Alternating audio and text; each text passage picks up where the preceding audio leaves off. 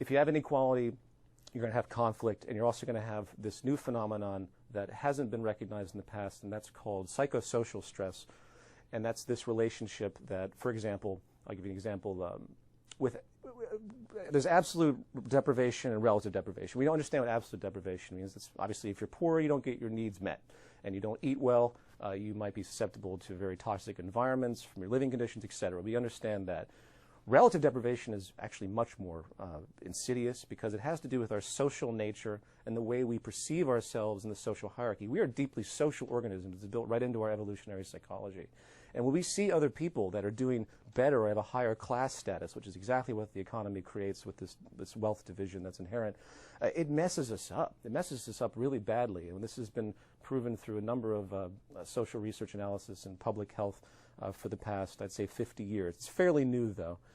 And if you're, say, for example, and I'll bring this to the class war concept. If I put a gun to someone's head and shoot somebody, it's an act of violence. Say they're 50 years old and the life expectancy is 84. That means 34 years have been taken from them in a broad, theoretical sense. However, if I take another person and I stick them in a poverty-stricken environment and they develop heart disease, which has been known to have an absolute direct link statistically to low socioeconomic status, which isn't actually absolute. It's actually these measurements have been done where if you're just in the existence of low socioeconomic status, absolute deprivation aside, the relative deprivation, the stress of that, the way you think about yourself has incredibly inhibiting effects on the way your body and your mind works.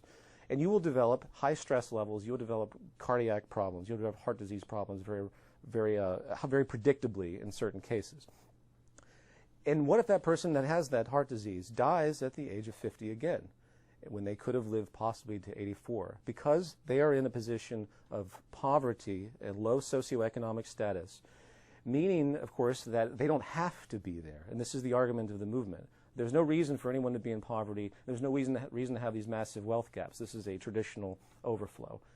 If it's not necessary, it's like someone who's dying on the street of dehydration. You hold a bottle of water over their head. Is the fact that you don't give them that water, even though it has nothing to do with you, if you have plenty of access to water, is that an act of violence? Yes, it is.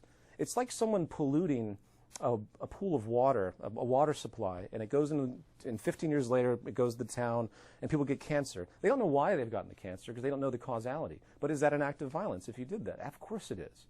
This is structural violence. And structural violence, in the broad scheme, which has been through public health research, has killed more people than every dictator combined.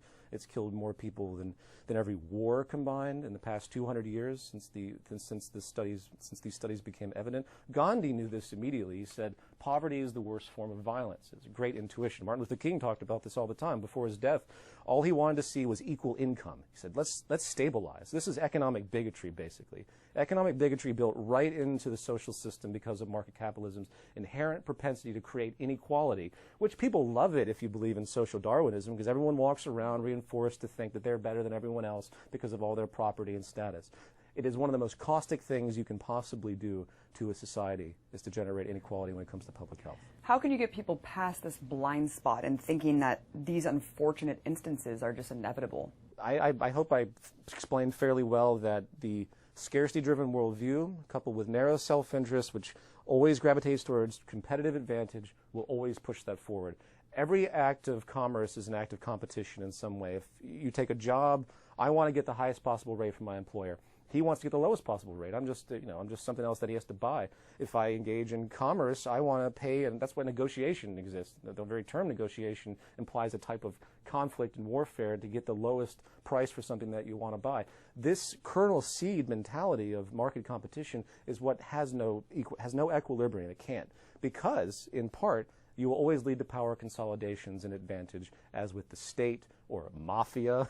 That's probably the best word that I would use to describe what happens in this system. And again, I don't look at the mafia as something that is an amoral anomaly of this. I say that is exactly just a variation of everything that's happening. It only happens to exist outside of what we consider to be the frame of this playing field. If you look at I'll say it this way. If you look at microeconomic theory, like John Nash and the Nash equilibrium and all these guys that came forward in the 20th century that really investigated capitalism, they will use only one theory for their perspective. It's called game theory. And game theory is just that. If you're looking in a competitive environment, you're playing poker. You are going to win and some are going to lose. And within that climate, you can't have social equality. You can't have any type of equality, actually.